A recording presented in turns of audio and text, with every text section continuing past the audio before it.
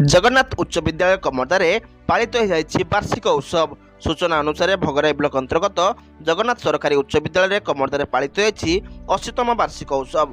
सकाळे मां सरस्वती पूजा सहित अपराह्न साधारण सभा और संध्यार छात्र छात्री द्वारा रंगारंग सांस्कृतिक कार्यक्रम अनुष्ठित होता।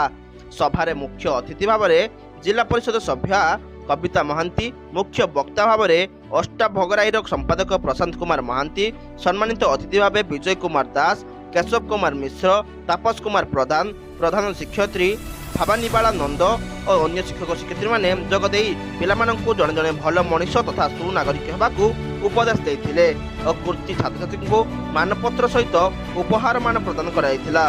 एहा छड़ा छात्र छात्री माने उभय सरस्वती पूजा एवं वार्षिक उत्सव अवसर में नाच गीत नाटक में अंशग्रहण कर बेस खुशी उल्लास देखा मिलता।